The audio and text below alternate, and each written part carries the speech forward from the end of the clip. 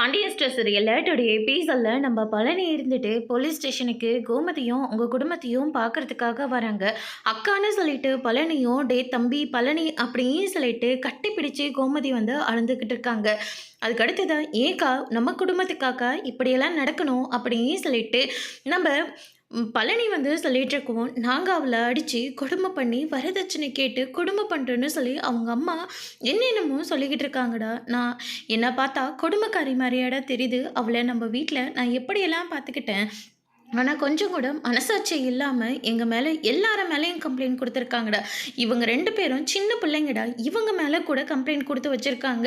நாங்க என்னடா தப்பு பண்ணோம்? அவ தான்டா பெரிய தப்பு பண்ணியிருக்காங்க. பொய் சொல்லி கல்யாணம் பண்ணி வச்சிருக்காங்க. அதெல்லாம் அவங்களுக்கு பெருசா தெரியலையாம். ஆனா, அவங்க அம்மா வர வச்சு நியாயப்படி தானே அவள வீட்ட விட்டு நாங்க அனுப்பி விட்டோம். ஆனா, எங்க மேல இப்படியெல்லாம் கம்ப்ளைண்ட் குடுக்க அவளுக்கெல்லாம் எப்புட்றா கொஞ்சம் கூட மனசாட்சின்னு ஒண்ணு இல்லையா? அப்படின்னு சொல்லிட்டு கோமதி வந்து சொல்லிக்கிட்டு இருக்காங்க. நீங்கள் எப்படியெல்லாம் பார்த்துக்கிட்டீங்கன்னு எனக்கும் நல்லா தெரியும்க்கா. தப்பு பண்ணது எல்லாமே அந்த குடும்பம். ஆனால் கம்ப்ளைண்ட் கொடுத்து நம்ம தான் நம்ம தண்டனை அனுபவிச்சிட்ருக்கோம். இதுக்கு எல்லாத்துக்கும் அவங்க பதில் சொல்லியே ஆகணும் அப்படின்னு சொல்லிட்டு பழனி வந்து சொல்லிக்கிட்டு இருக்காங்க. மச்சான் அப்படின்னு சொல்லிட்டு நேராக பாண்டியன் கிட்ட போகிறாங்க. தப்பு பண்ணது அவங்கடா பழனி. ஆனால் தண்டனை அனுபவிக்கிறது நானும் நம்ம குடும்பம் தாடா அப்படின்னு சொல்லிட்டு பாண்டியன் வந்து சொல்லிடுறாங்க. டேய் மாப்பிள்ள, உன்னை பார்க்கவே ரொம்ப கஷ்டமாக இருக்குடா. உனக்காடா இந்த நிலமெல்லாம் வரணும். நீ அவளை பிடிக்கலன்னு சொல்லிட்டு டிவோர்ஸ் வரைக்கும் போனல்லடா. அப்படி விட்டுற வேண்டியது தானே. அதுக்காக பழி வாங்கிறதுக்காகவா அவங்க இவ்வளோ பெரிய ஆயுதத்தை கையில் எடுத்திருக்காங்க. இதெல்லாம் கொஞ்சம் கூட நியாயமே இல்லை அப்படின்னு சொல்லிட்டு பழனி வந்து சொல்லிக்கிட்டு இருக்காங்க. எனக்கு இப்போ வர கோவத்துக்கு அவன் என் கண்ணு முன்னாடி வந்தானா கழுத்தை நெரிச்சு கொன்னுடுவான். அவ்வளோ கோவத்தில் இருக்க. தண்டனை கொடுக்கறது இருந்தால் எனக்கு கொடுக்க வேண்டியதானே. எதுக்காக என் குடும்பத்தில் இருக்கிறவங்கள இப்படியெல்லாம் அவங்க பண்ணி வச்சுருக்காங்க. இதுக்கு நான் அவங்கள சும்மாவே விட மாட்டேன் அப்படின்னு சொல்லிட்டு நம்ம சரவணன் ஒரு பக்கம் சொல்லிக்கிட்டு இருக்காங்க. அதுக்கு அடுத்து தான் இன்ஸ்பெக்டர் வராங்க. பாண்டியன் இருந்துட்டு எங்களை வேணா விசாரிங்க, ஆனால் என் குடும்பத்தை விட்டுருங்க. நம்ம கோமதிக்கு ஏற்கனவே உடம்பு முடியல. அவங்க 2 பேரும் சின்ன பிள்ளைங்க வேறு, ரொம்ப பயந்து போகிறாங்க. வேணா எங்களை கூப்பிட்டு விசாரிங்க அப்படின்ற மாதிரி பாண்டியன் வந்து சொல்லிடுறாங்க. கொஞ்சம் பொறுமையாக இருங்க, விசாரணை நான் இன்னும் ஆரம்பிக்கலை. இங்கே பாருங்கள், யார் நீங்கள் தான் தப்பு செய்யலைல்ல, அப்படின்னா பயப்படாமல் இருக்க வேண்டியது தானே. அதுக்கு எதுக்காக சும்மா சும்மா வந்து நின்றுட்டுருக்கீங்க, பேசாமல் போய் நில்லுங்க சார் அப்படின்ற மாதிரி நம்ம இன்ஸ்பெக்டர் வந்து சொல்லிடுறாங்க. வேறு வழி இல்லாமல் பாண்டியன் அமைதியாகிறாரு. மச்சான், நாங்கள் எல்லாம் பார்த்துக்குறோம், நீங்கள் அமைதியாக இருங்க அப்படின்னு சொல்லிட்டு நம்ம பழனி வந்து சொல்லிடுறாங்க. அதுக்கு அடுத்து தான் நம்ம மீனா வராங்க. வெளியே ராஜோட குடும்பத்தை பார்த்தோன்னு மீனா பயங்கரமாக ஷாக் ஆகுறாங்க. அதுக்கு அடுத்து தான் நேராக உள்ளே போகிறாங்க. அத்தை அப்படின்னு சொல்லிட்டு மீனா போகிறாங்க. மீனா அப்படின்னு சொல்லிட்டு கட்டி பிடிச்சி அழுந்துக்கிட்டு இருக்காங்க.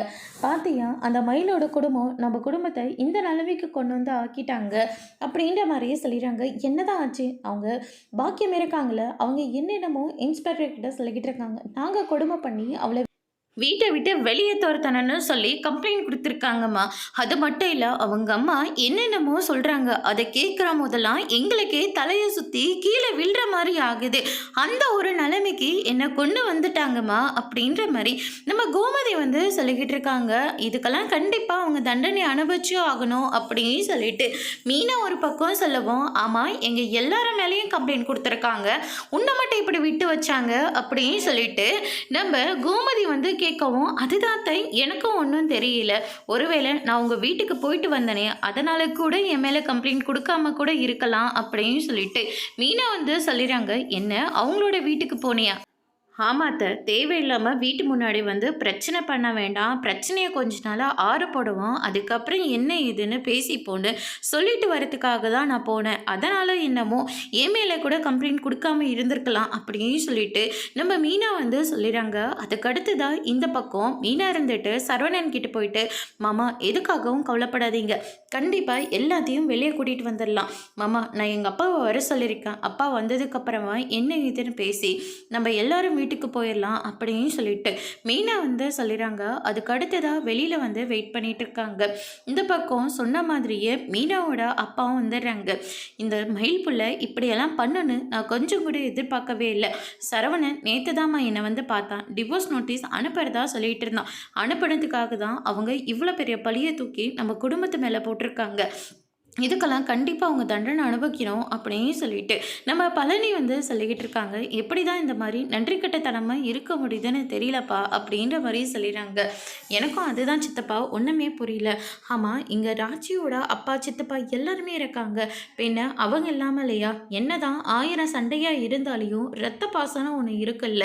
ராஜி அவங்களுடைய பொண்ணு, அக்கா அவங்களுடைய தங்கச்சி.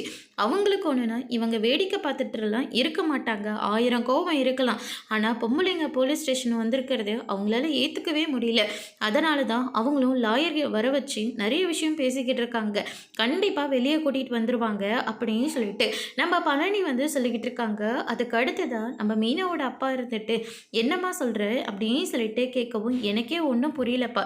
என்னென்னமோ வந்து சொல்லிக்கிட்டு இருக்காங்க. என்னாலே எதுவும் ஏத்துக்க முடியல" அப்படின்னு சொல்லிட்டு, மீனா ஒரு பக்கம் அவங்க அப்பா கிட்ட வந்து சொல்லிக்கிட்டு இருக்காங்க. "ஆமா இவங்கலாம் அவங்களும் இவங்கள வெளிய எடுக்கிறதுக்காக தான் பேசிக்கிட்டு இருக்காங்கப்பா" அப்படின்னு சொல்லிட்டு மீனா வந்து சொன்னோடனே அவரும் போயிட்டு அவங்களோட மிங்கல் ஆயிடுறாங்க. அதுக்கு அடுத்து தான் இந்த பக்கம் வந்து பார்த்தீங்கன்னா, நம்ம தங்கமயில் கிட்ட பாக்கியமே இருந்துட்டு இப்போ தான் இன்ஸ்பெக்டர் அம்மா பேசினாங்க. ஸ்டேஷன்லேருந்து ஆளுங்க வந்துட்டுருக்காங்களா. வந்த உடனே ஆமா ஆமான்னு மட்டும் தலையாட்டு, மற்றதெல்லாம் நான் பார்த்துக்கிறேன் அப்படின்ற மாதிரி பாக்கியம் வந்து சொல்லிடுறாங்க. அதுக்கு அடுத்து தான் வந்து பார்த்தீங்கன்னா, சொன்ன மாதிரியே மயிலு மயிலு தயவு செஞ்சு படு அப்படின்னு சொல்லிட்டு படுத்து, அதுக்கு அடுத்து தான் வந்து பார்த்தீங்கன்னா நெத்தியில் பத்தெல்லாம் வேற போட்டு விடுறாங்க. போலீஸும் உள்ளே வராங்க. மயில இருந்துட்டு அவங்கள பார்த்தோன்னே பயங்கரமா ஷாக் ஆகுறாங்க. "பயப்படாதம்மா, உடம்பு இப்ப எப்படி இருக்கு உனக்கு? என்னாச்சு? எதுக்காக நீ இப்படி வந்து படுத்திருக்க? உங்க வீட்டாளுங்க உன்ன அந்த அளவுக்கு கொடுமை பண்ணாங்களா?" அப்படின்னு சொல்லிட்டு கேட்கவும், அது வந்து அப்படின்னு சொல்லிட்டு இழுக்க ஆரம்பிக்கிறாங்க. அதுக்கு அடுத்ததா பாக்கியம் இருந்துட்டு, "எங்க பொண்ண கண்ணுக்கு கண்ணா இருந்து வளர்த்து கஷ்டப்பட்டு கல்யாணம் பண்ணி கொடுத்தா வரதட்சணை கொடுமை. அதுக்கு அடுத்ததா வீட்டு வேலை மொத்தத்தையும் என் பொண்ணு மட்டும் தான் செஞ்சுக்கிட்டு இருப்பா. அது மட்டும் இல்ல, இன்னும் பணம் பத்தல, நகை பத்தலன்னு சொல்லி போட்டுட்டு வர சொல்லி அடி அடின்னு அடிச்சிருக்காங்க. எல்லாரும் வேடிக்கை பார்க்குற மாரி அவள வெளியே தள்ளி கதவெல்லாம் சாத்தியிருக்காங்க" அப்படின்ற மாரி பாக்கியம் வந்து சொல்லிடுறாங்க. இதெல்லாம் மயில் கேட்ட உடனே, "ஏம்மா இப்படியெல்லாம் பேசிக்கிட்டு இருக்கீங்க?" அப்படின்னு சொல்லிட்டு கேட்கவும், "நான் சொல்கிறதுக்கு மட்டும் செய். அப்படி இல்லாட்டி நீ எங்கேயாச்சும் டிவோர்ஸ் நோட்டீஸில் கையெழுத்து போட்டு கொடுத்துட்டு எங்கேயாவது கிளம்பிப்போ. உன்னால் எங்கள் கூட வச்சு பார்த்துக்க முடியாது. உன் புருஷன் கூட வாழணும் உனக்கு ஆசையாக இருந்தா நான் சொல்கிற மாதிரி கேளு" அப்படின்னு சொல்லிட்டு மிரட்டுறாங்க.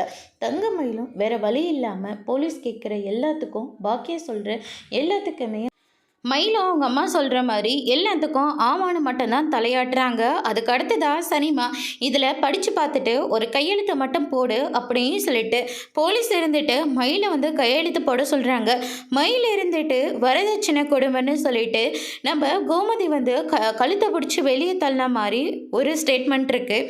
இன்னொரு பக்கம் சரவணன் இருந்துட்டு டிவோர்ஸ் நோட்டீஸ் கொடுத்ததுனால தங்கமயில் இருந்துட்டு, "இனிமேல் இவ கூட என்னால் வாழ முடியாது, அதனால் என்னையும் இவளையும் பிரித்து விட்டுருங்க" அப்படின்னு சொல்லிட்டு சொன்னது. இது எல்லாத்தையும் நினச்சி பார்த்து கையெழுத்து வந்து போட்டு விட்டுடுறாங்க. அதுக்கு அடுத்ததாக வந்து பார்த்தீங்கன்னா, நான் பண்ணது சரியா தப்பான்னு எனக்கு தெரியல, ஆனால் நான் என் புருஷனோட என் குடும்பத்தோட நான் சந்தோஷமாக வாழணும், நீங்கள் தான் என்னை காப்பாற்றணும் அப்படின்னு சொல்லிட்டு தங்கமயில் ஒரு பக்கம் நினச்சிக்கிட்டு இருக்காங்க. அதுக்கு அடுத்ததாக இந்த பக்கம் வீட்டில் இருந்து இப்படி எல்லாரையுமே இப்படி கொண்டு வந்து நிப்பாட்டிட்டாலே அப்படின்னு சொல்லிட்டு எல்லாருமே ரொம்பவே வருத்தத்தோடு இருக்காங்க. அதோட இன்னைக்கான எபிசோட் முடிச்சிருக்காங்க. இனி பாண்டியன் ஸ்டோரில் அடுத்தடுத்து என்னெல்லாம் நடக்க போகுதுன்றதை வெயிட் பண்ணி பார்க்கலாம். தேங்க்